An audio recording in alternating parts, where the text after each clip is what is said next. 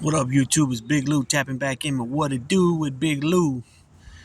And I'm going to tell a little story about when you leave uh, state prison institution, institution or prison facility, whatever you want to call it, in the state of California.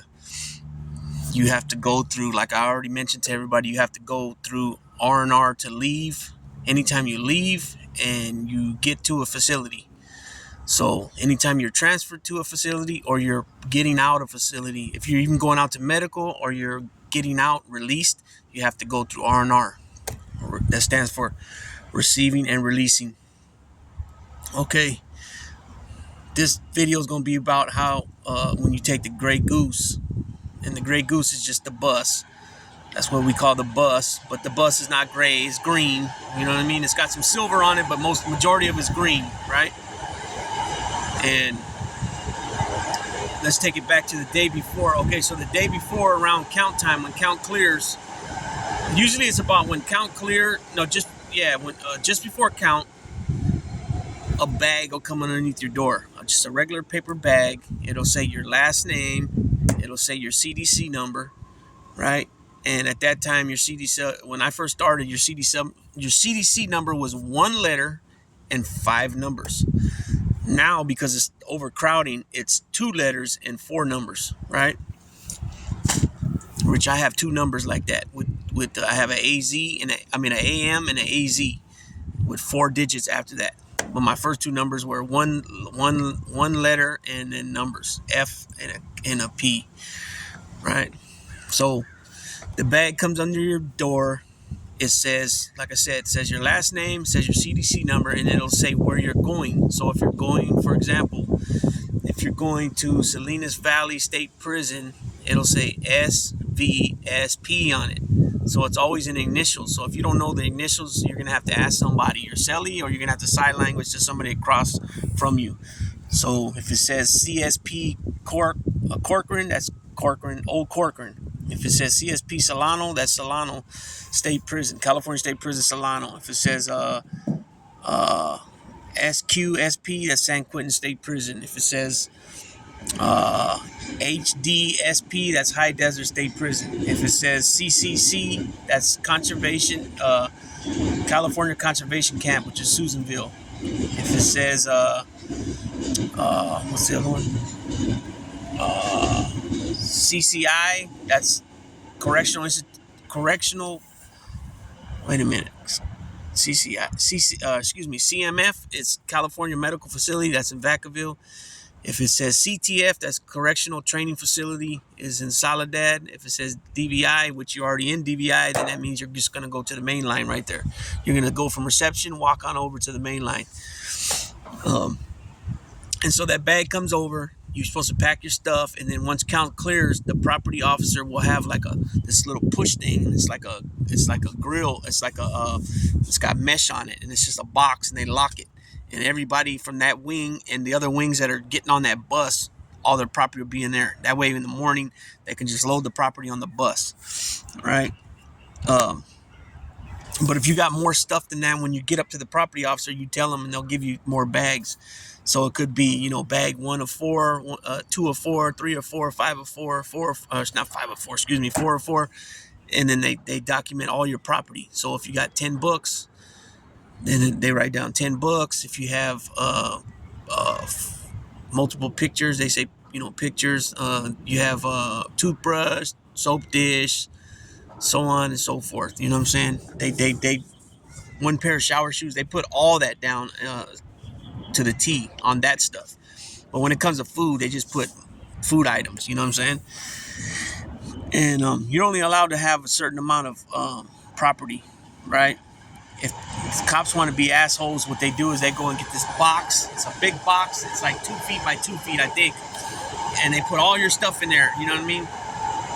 But the things they can't put in there is legal. I believe legal work can't go in there, and for sure perishable items, which is food, can't be counted against you. You know what I mean? So, those are for the people that are putting in, they got a lot of stuff, or they're constantly putting in appeals and grievances and stuff like that. The cops will retaliate and go tear their house up, which means their cell. or their bunk if it's in the dorm setting. Okay, so anyways, the bag comes under. You find out where you're going. So we'll say I'm going to Salinas Valley State Prison, right? SVSP. Salinas Valley State Prison is in the city of Soledad, which is in the Monterey County area, which is an big time agriculture area. Besides agriculture, they have the two prisons there. They have Salinas Valley State Prison, and they have Correctional Training Facility, which is CTF, and they're right next to each other. You know, and they employ many people from that those surrounding communities there. Okay, so you get your bag, you take it up to the property officer. He or she jots down everything you have as far as, like I just mentioned, soap dish, toothbrush, container, your hygiene items. It'll even break it down to, like, it'll say 2 deodorants, 2 toothpaste, 2 shampoos. It'll break all that down. The only thing it don't break down, like I said, is how many bags of chips, how many soups. They don't do that. Okay, and then you guys will go to chow shortly after that. Okay, so then in the morning time, it's about I want to say about 3 in the morning. About 3 in the morning, maybe 4 in the morning, they come and get you, right? They wake you up. They come get you. They might tell you, hey, get ready. They're going to come get you soon. They'll come back and get you maybe 30 minutes, maybe 45 minutes, whatever. It might only be 20 minutes. They come back and get you. They pop you out. They'll have you walk to the front, you and whoever else from that wing or hall that's leaving from reception center, right? Or any prison. It just, I'm just using the reception center for example right now. You walk up to the front where there's some lighting, a little bit of lighting, because it's all dark and everybody's sleeping, right? So they pull you up there, and then they search everybody one by one. But it's just a pat search. So they have you put your arms on the wall like this, and they pat you down, and then they make you kick your shoe off, and then you just hold one foot up at a time, and they feel the bottom of your socks, and they check your shoes, right? Then you put your shoes back on, and then now you're going to take the walk down the long, long corridor. I mean, that damn thing is long, right? Because now R&R is way on the other end. When it used to be real close by the wings, by East Hall and West Hall. So they got a brand new one now. So you walk the whole length of the corridor, because it's at the very end, and then you make a left, right? And you get there, and right away, depending on what group segment you're with, Northern Latinos going to the holding tank with blacks and others, right? Asians, Islander others. And then the other tank is for Sureños, Southsiders, Southern Latinos, and whites, right? And then as we're going into the holding tank, they're handing us lunch, sack lunches, which always is peanut butter. They always give you peanut butter because they say peanut butter helps plug you up, so you don't have to use the bathroom, because they don't allow shitting on the bus. While the bus is rolling, you are not allowed to go shit in there. Yeah, you could go piss in there, but you gotta hold your shit, and then you gotta take a dump. You gotta hold it until you get to the next prison, where you're gonna either pick people up or drop people off, and then they'll take you inside that R&R and let you go crap, right? Okay, so depending on where you're going. So if we're going from Tracy to Salinas Valley, most likely they're probably going to make some stops in, they're probably going to go up to like Jamestown, probably Mill Creek, drop some people off, perhaps pick some people up. Old Folsom, New Folsom, drop some people off, perhaps pick some people up, and then probably round around, and then come through Solano, which is in Vacaville, California, and you got CMF, which is California Medical Facility, and CSP at Solano, California State Prison at Solano, are right next to each other too. And just because I said California Medical Facility doesn't mean that you got regular people there. It's not, everybody ain't all medical. Like, it's a misconception, because it's called California Medical Facility. They believe that everybody there is sick, or everybody got AIDS and all that bullshit. Not the case. I've been there before. So at one time, that was the Northern Reception Center. Before San Quentin and DVI became the reception centers, it was only Vacaville. And then in Southern California, it was Chino prison, right? Okay, so you'll drop and pick people up there. And majority of all these prisons I just named right now as stopping, except for Jamestown, they have a level 1, level 2 yard, because they got fire camp there. but they have a level 3 yard there. New Folsom level 4. So you got some guys that might be coming down from level 4 down to level 3. That might be dropped off in Solano. They might be dropped off in Vacaville, because Vacaville has 1, 2, and 3 as well. I believe Vacaville 1, 2, and 3. Yeah, I'm pretty sure Vacaville. They might have changed now. And then Salinas Valley has level 3, level 4, and then and then Mill Creek is level 3, level 1, level 2. I think I've heard they made a brand new yard there, level 2 yard. So Mill Creek has level 1, 2, 3, and 4, right? So anybody could be picked up, dropped off. Their points could have went up. Their points could have went down. They could have gotten such a jacked up ride up there, or something happened where they had to be removed from that facility for safety concerns or whatever, or security concerns, and they move them, which is called you got a adverse transfer and non-adverse transfers. And one means that you're changing points. You're either going up or down, and that's why you're changing facilities. Or it means that your non-adverse means you're being transferred from a same level facility to a same level facility. So in other words, if you're level 3 and you're being transferred to another level 3 prison, right? Okay, so you take the bus ride, could be long too, right? And it's even hard to even take a leak, man, because the way they got you got your belly chained up. You know your belly chained up, and you got the thing in your front, your waist. You know you got the belly chains on, and then you got your shackled in the front. You know what I'm saying? It's hard to take a leak. It's hard to even eat. I don't even eat. You know what I mean? Then they have you in a paper suit, right? It's a paper jumpsuit, see-through jumpsuit. It's either blue or red. And then like DVI is weird. They'll give you like paper freaking boxers, and some I've seen guys in paper T-shirts, and you know what I mean, and no socks on, and you know, San Quentin though, when they transfer you, that's one thing I didn't say in my last San Quentin Tracy video. San Quentin lets you wear your boxers and your T-shirt and socks when you transfer. Well, they might not let you wear the socks, but they let you wear your boxers and your T-shirt. You know what I mean? A regular T-shirt, regular pair of boxers, right? Because every time I wear the damn jumpsuit when I get transferred, man, that thing ends up ripping on me anyways. You know what I'm saying? So if you have regular boxers on, you feel better about yourself. You know, it ain't so embarrassing, I guess. You know what I mean? Because you're going to split the paper jumpsuit. You're going to split the paper drawers, right? So anyways, so you take that long-ass bus ride, man, and it's long, too. Once you get past Solano, and then you might even make a stop in San Quentin and pick people up again and drop people off, because that's the 101 highway, and it takes you from San Quentin, San Francisco area, and then you can go straight to Salinas, Monterey area, which is Soledad, you know,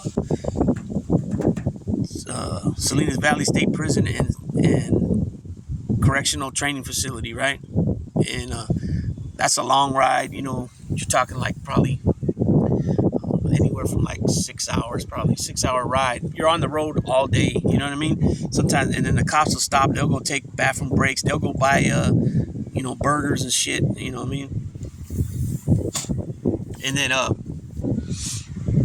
when you finally get to where you're going, they call you. They usually call you by name off the bus, and then, you know, when they call you, you have to say your CDC number, you know, recite it back to them. Or what they'll do is sometimes they'll just take you off the bus. They start unshackling you right then and there. You go right into their R&R, into the tanks, wherever they tell you to go, right? And then you go into their R&R, and it's another process of waiting and just sitting there. And like I said about the reception center, when you get to the reception center, about all the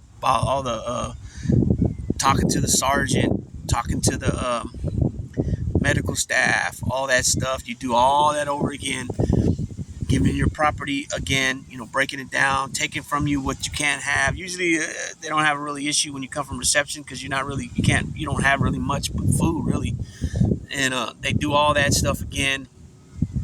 The cool things about the last couple of times I had transferred once to CMF, California Medical Facility. This is years back. We got there, they didn't even search us, strip searchers or nothing. So that was cool. And I had me a little bundle when I went. Anyways, the only thing that with the gang investigators came and took pictures of me and my tattoos and all that, and I had it somewhere. I'm not gonna say where, but I was holding it They just made me take my shirt off, and they were checking me, go this way, and they're looking at my tattoos, taking pictures. It's called the IGI Investigative Gang Unit. No, Institution Gang Investigators, and IGI. We call them cucuys, monsters. That's what we call them, right? And when they'll come in the unit, somebody, one of your homeboys, one of your peoples from your collective will say, "Attention, whatever wing it is, whatever your housing unit is, attention, da da da." This is usually just in reception center. They'll say, "Hey, the house is on ice." That means cease all movements. Like, don't be fishing, don't be secure everything, don't have nothing out. You better not have nothing out and get caught up with it. But these dudes, have the power to, when they show up in the wing or the housing unit or the hall, they got the power to take away your mainline status and slam your ass in the hole forever. You know what I mean?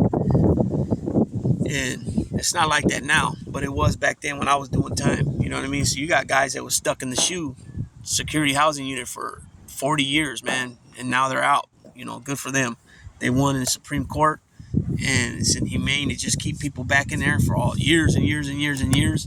So now they've all been released. So you got all the big boys that been slammed for 20 years, 30 years, 35 years, 40 years are now back on the main lines and running around, doing their thing, making money, whatever they're doing. So one thing too I didn't say about the R&R deal, man, is if it happens to be wintertime, those cold months, December, January, February, when you get on that bus, man, you get on that bus, it's freezing. You know what I mean? Sometimes, and you're sitting next to a guy. You know what I mean? You try to get comfortable, but you're shackled. You got shackles on your ankles. You got you got belly chains, and then you got, like I said, you got this, chain to the belly chains. So it's uncomfortable. It's hard to get comfortable. You got to do the best you can, man. You put yourself in that situation. You got to ride it out. Be a man, right? Man up. And it is what it is. But they will put the radio on. They'll bump they'll bump some music on there. They'll tell you as the bus is rolling to keep your fucking mouth shut and don't get caught up talking. If they find out it's you, what they'll do is, not even if they find out it's you, they could perhaps you continue and make a ass of yourself. They'll pull you off the bus and fuck you up, right?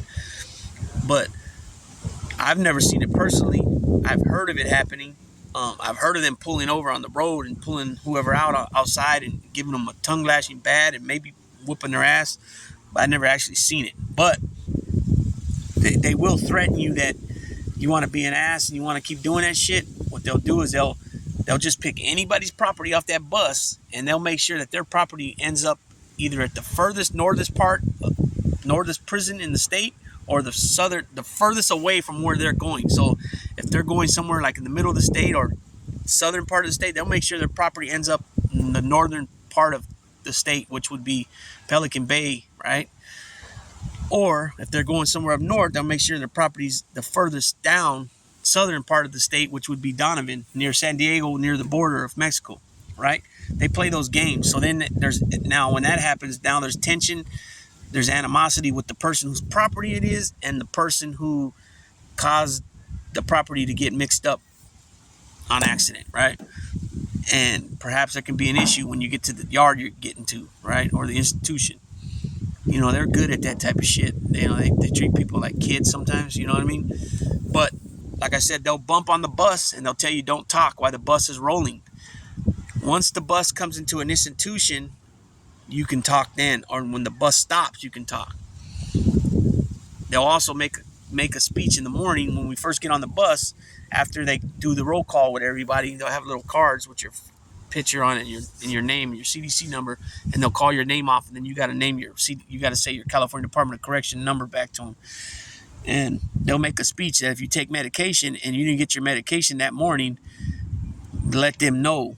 Because if you don't let them know and you're, for example, you're epileptic, however you say that, you have seizures, that if you start to seize and start shaking and all that, they're going to tell the guy sitting next to you, hey, push him, kick him onto the floor and let him flop on the floor like a fish out of water. They'll make comments like that. You know what I mean? So the bus, you have one sergeant and you have two correctional officers, right? But they're not actually part of the correction. I mean, they're part of corrections, but they're in a black uniform and they're transport, right? And same uniform as the correctional officers wear the jumpsuit. They wear a green one. These guys wear a black one, right? And one sergeant, two officers, right? And they'll take turns driving. You have two up front, one driving and one riding shotgun. Like it's kind of like standing there. Sometimes they sit down. Then in the very back of the bus, you have the guy with the Mini 14 sitting back there, making sure nobody fights back there, right? And they have weapons up front as well, and then they'll switch off the driving. You know what I'm saying? But that's pretty much it. Like I said, there's a toilet on there. They play the music. It's usually cold if it's those type of the months. If it's hot months, you're gonna be hot. It's just an old bus, man. It's like an old steel bus. The cops probably I know they got a fan up front and they got one in the back. I don't think the bus has air conditioning. Every time I've been moved on the bus, it's always been winter months. You know what I mean? Or like March or April. You know what I'm saying? February. One time I transferred. Didn't even take long. I went from Tracy to Solano, and that was in May. I got there May 6th. By that 2009. By that time, I was at the tail end of my 5-year 4-month sentence. I was out in September, so I only had 4 months, and I did majority of that in the hole there. And I'll do another video on when you don't fit the quote unquote housing mission of that certain prison and what they do with you. And so that's a little video on the Gray Goose transferring from reception center to wherever you're going. Anybody, if you guys got any questions, feel free to ask anything. And with that being said, Big Lou is going to tap on out with What It Do with Big Lou. Also, we might be going live today on the No-Fly Zone. It might be tomorrow, but we're going to have Nelson is going to be touching down with the Thin Dude and Vito in Buffalo, New York. And it might be today. If not today, tomorrow. If not tomorrow, for sure Monday. I'm pretty sure. So be sure to tap into the No-Fly Zone if you haven't already. Subscribe, like, and share. And also like, and share What It Do with Big Lou. I know some of the things so far my videos are kind of plain.